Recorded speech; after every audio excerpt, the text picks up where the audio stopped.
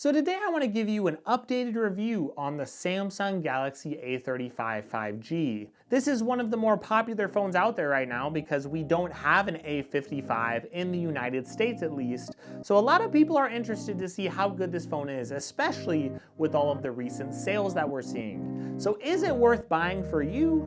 Well, I'm going to let you know my updated thoughts in this updated review. So let's get right into it.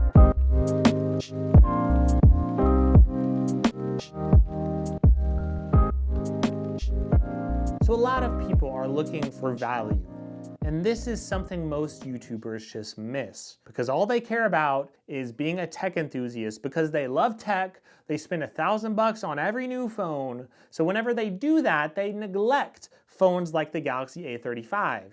They review it and they just say it's not as good as all of these flagship devices, but they don't really review it from the lens of someone who actually cares about a device like this. A lot of you out there are upgrading from a Galaxy A22 or something. You're upgrading from an older Galaxy A phone, and you're wondering if this phone is worth it, and a lot of people out there would just tell you no because, well, it's not a Galaxy S24 or something. And I'm here to tell you that this phone is like 90% of what a flagship phone really is.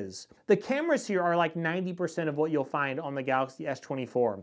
This phone is fast enough for most people in everyday use. It's not perfect, but it's still fast enough, and it's got a gorgeous looking display, and I would argue the display here is so good that you wouldn't notice much of a difference between this and a Galaxy S24. So the build is premium, it looks good, it's got a great display, and it's a very good value. That's what this phone is about. But not everyone should buy a phone like this because there are still some compromises. One of those compromises is the fact that this phone, it does not have a headphone jack, so some of you older Galaxy A users, you might really want a headphone jack and you don't get one on this device. Another compromise, it does have slower performance than some other phones at a similar price range. So this does have the Exynos 1380 processor. It's the same processor that you're gonna find in other phones like the Galaxy A54 or even in a tablet like the Samsung Galaxy Tab S9 FE. So it's very good performance,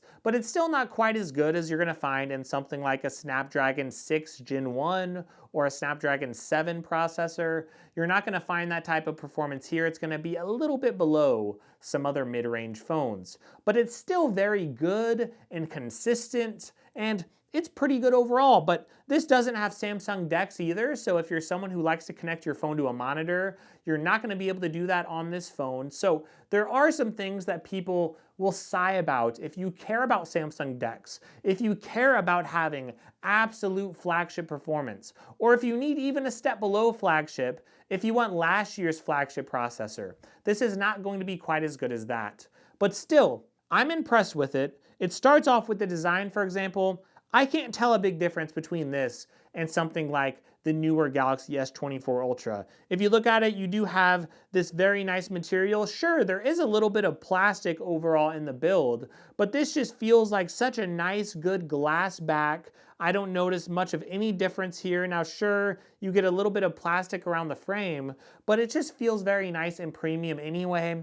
I think most people just put a case on their phone and they're not really going to be able to tell a big difference. Like, it's a really nice premium build, and I really do like that. Now the screen is 6.6 inches here. It's a 2340 by 1080 resolution, and the screen looks incredible, but I'm not really surprised. Samsung always has incredible screens. This is a super bright phone as well. It can get up to 1,000 nits, so for some people, I know that's not 2,000 or 3,000 nits, but that's a lot better than we've seen in a lot of mid-range phones in the past. And getting a nice AMOLED display here for a very reasonable price. Remember, this phone does retail for $400, but I'm seeing it on sale pretty much all the time now for $325. So if you get this phone right around $300 or even cheaper at a prepaid, is it good for that price? The screen is incredible for $300.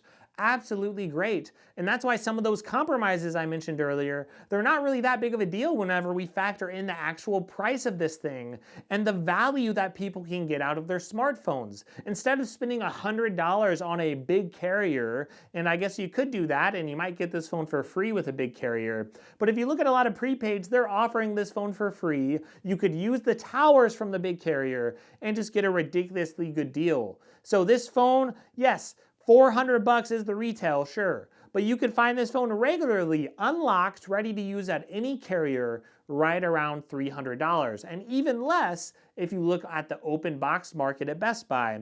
Again, I have links for these things in the description. So a very, very good value for that price. You are going to get some pretty good speed. It'll just be a couple steps below that flagship phone, maybe even a slight step below some other mid-range phones, but still good performance overall. Just not perfect, but my performance and my experience has been pretty good. And I use a lot of flagship level phones, okay? I do use phones like the Galaxy S24, and I use a lot of higher end phones, but I try to use a lot of mid-range phones too.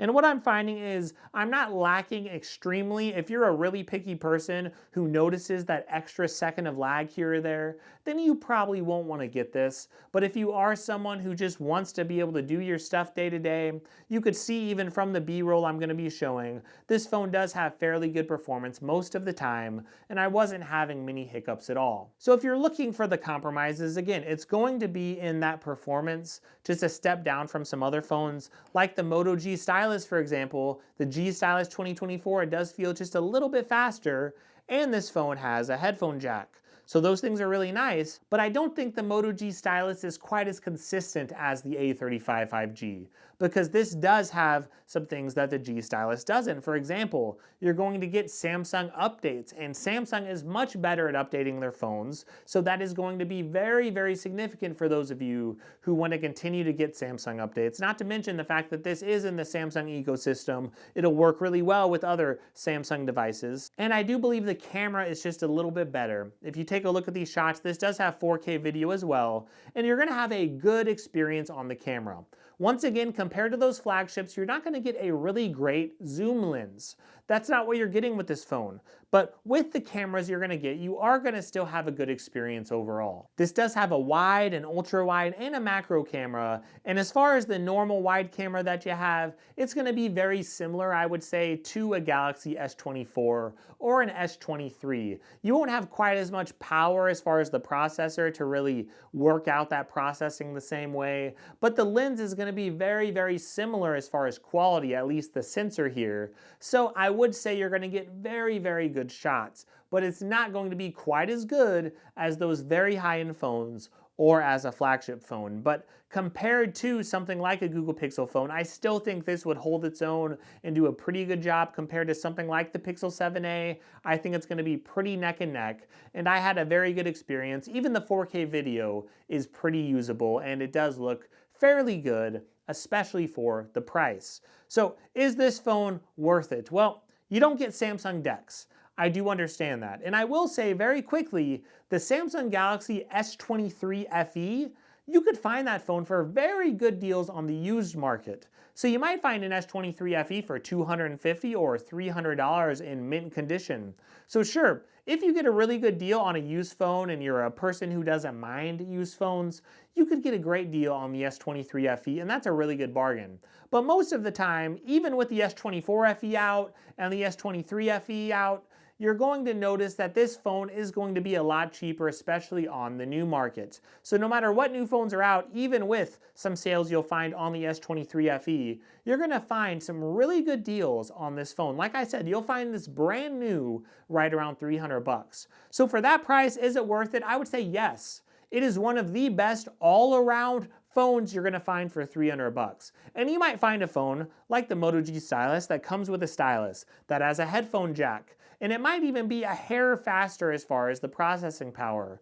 But whenever you look at this phone, the software updates, I think that is so crucial, because a lot of you might be looking for a phone with longevity. And if you want a phone that has that, you really want good software updates. You might want a slightly better camera. So whenever you look at the camera, the processing power, when you look at everything as an overall package, I would say this is going to be one of the best phones you're going to find for $300. The haptic feedback here is also better than you're going to find on the Moto G Stylus, and I would say there's a few things that I really like. The speakers are very good on this phone, and I would say they are definitely better than the speakers on the Moto G Stylus. So that's what I mean. This is a very good all-around phone. And there might be a phone that's slightly faster but has terrible speakers, or it might have an extra feature there. but it might not get those Samsung software updates. So I really think if I'm recommending a phone to a friend, someone who really doesn't want to spend a ton of money on a phone, they just want to get a good bargain, this is definitely going to be one of my go-tos.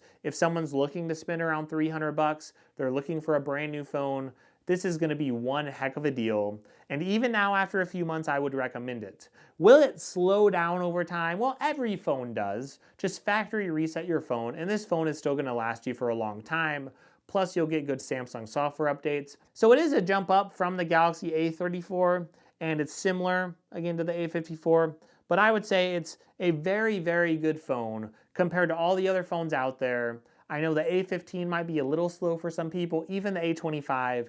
This is a nice jump up with a pretty good camera, with a good overall software experience, with those Samsung updates, with good speakers, and a great screen. So very good for the money. Missing some flagship features. It doesn't have an ultrasonic fingerprint sensor. It is missing some things, but I really still think it's worth it for some of you who really want to get a good deal. So feel free to check those links in the description if you're interested in this phone. That is a great way to support my channel, is to use those links. Another thing you could do is follow my channel by subscribing, of course, and by liking this video. That's a great way to help me out.